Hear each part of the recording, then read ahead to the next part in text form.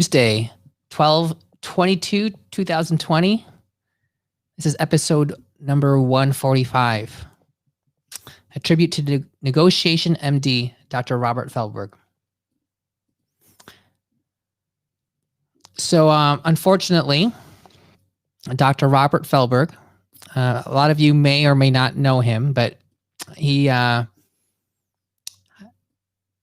pretty active in a number of financial Facebook groups. He has got a blog and a product he sells through his company, Negotiation MD. This post was posted by his wife earlier today on his Facebook page. And she says, "With a heavy heart, I wanted to let you know that my husband, Robert Felberg, passed away at home last week, surrounded by his family.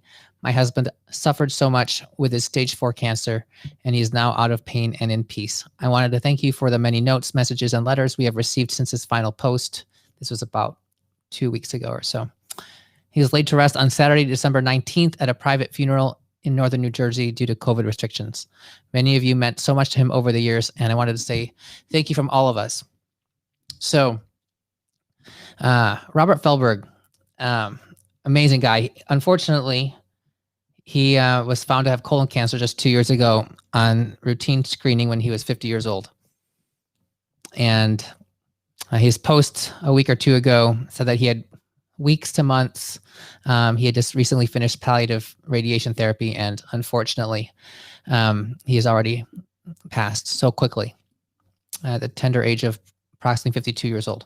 Now, for those who know him or have seen him, probably remember at least some of the things he might have said. And he was very passionate about, one, making sure that doctors knew that they can get more of what they're worth than they often think they can. So much so that he, for a super cheap price, he put together this program to help people negotiate for their jobs. And that's probably the one most valuable thing you can ever do to increase your income, short-term, long-term, and your long-term wealth, to get more from the job that you're actually doing or going to do. It requires no extra work, no more hours in terms of how much you're working. People will work more to get paid more, but often won't negotiate for better compensation in the first place. But a lot of people will remember posts that he has made, because one of the things that was most admirable about him was he was not afraid to have a different opinion from other people. He had strong opinions, which I can relate to, but he stuck to them. He wasn't afraid to have them, and wasn't afraid to be a contrarian. And it's people like him who, whether or not you agree with him, and I often disagreed with him, and that was, that's fine. That's how we grow as people. That's how we learn. And that's what allows people to become more well-rounded and understanding of different viewpoints, is when people like him are willing to be out there and share their viewpoints for other people to hear. And, it wouldn't necessarily be attack people, but he would say things, and he didn't care if people unfriended him. That was his nature. And I give him a lot of props for that. In a society now where people value external validation, especially on social media, to what seems to be an extreme, this didn't seem to really touch him. And so he was willing to be out there and share his viewpoints, whatever they may be.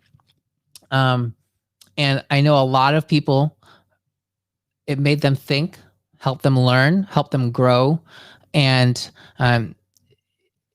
him not being around will certainly create a void. But he really left an incredible mark for a number of people, a lot of people, with respect to really pursuing and not being afraid to negotiate to get what you deserve. So I hope this continues. I hope people, I hope negotiation is something that's people become more comfortable with and becomes more normal, because there's no better way to be underpaid than to take whatever offer you're offered. They're not going to offer something. A company in general is not going to offer something that that it's not in their best interest, right? So he taught people skills that we don't learn in training, and he didn't need to do this. From at least my understanding, he was well off financially. He had done a good job over his career in medicine and was able to retire, but continued working and making more money in what he called his victory lap. But still at a very tender age of 52. And I expect that his family is at least financially set. I would think. But if you guys ever hear this, his family, I never met him personally, only spoken to him by virtue of Facebook, but certainly made an incredible impact on so many. And I've referred a number of people to him, and I've only had the best of feedback. So that's it for today's episode, December 22.